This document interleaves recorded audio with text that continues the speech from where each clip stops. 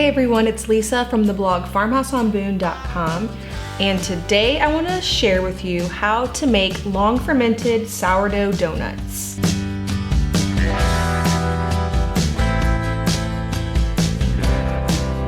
This is a recipe that I came up with several years ago, and I have it on my blog, but it's just buried beneath years of content, and I thought it'd be time to bring it back out and share it with you all.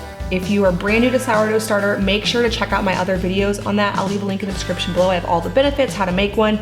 Let's dive into the recipe. So the night before you want your donuts, add to a large bowl 2 cups of flour, a half a cup of sourdough starter, make sure that it is fed starter, a half a cup of water, and a half a cup of melted coconut oil. Just stir that all up until it's combined, and then put some beeswax wraps or plastic wrap over the top so that it doesn't get super dry, and let it sit out for anywhere from 8 to 24 hours. So if you're really sensitive to wheat, the longer end of that is better. It'll be more digestible for you. The next morning, add to a mixer. I use a mixer, but again, you could totally just use your hands. I have this mixer. It's the Bosch.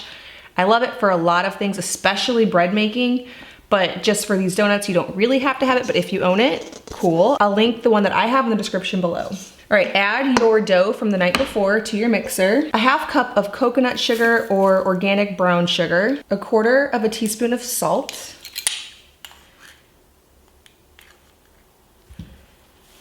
and 1 egg.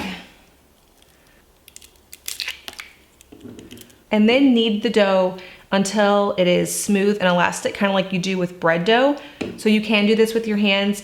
If you have a mixer like the KitchenAid or the Bosch with the dough hook, it makes it a little bit easier. If your dough is a little bit wet at this point, you can add just a touch of flour.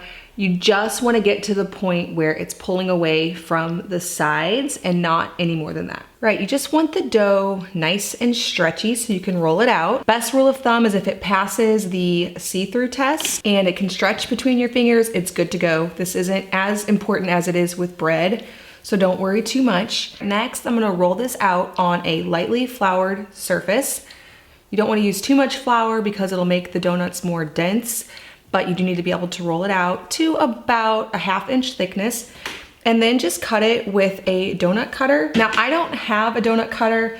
I just like to use things for all of my cutting needs, like biscuits and donuts, with things that I find around the house. So for this, I'm gonna use a wide mouth mason jar, and then something small for the donut hole. I found this lid on a spice jar, and then this lid on a water bottle, just to give you some examples of what you could use to cut donuts out if you don't have a designated donut cutter. Another option, I found this on top of my apple cider vinegar jar.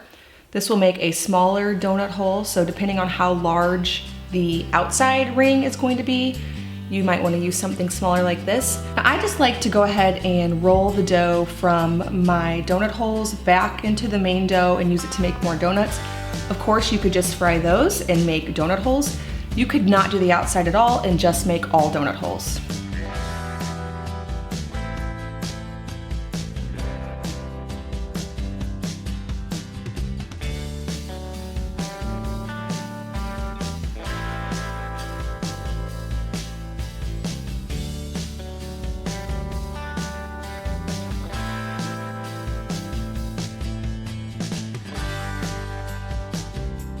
And just let those rise for about an hour and a half. If you get impatient, you can always make them sooner, till they're about doubled in size. After your donuts have had an opportunity to double in size, get some coconut oil heating up in a large cast iron skillet. Make sure that it is super hot and sizzly before you add the donuts, because you want to make sure that they don't stick and they get nice and fried. I like to have a pretty good layer of coconut oil in there. It just helps to give the donuts that really good fried taste. Now, have on deck some coconut sugar mixed with cinnamon. I like to do a half a cup of coconut sugar and 2 teaspoons of cinnamon mixed together.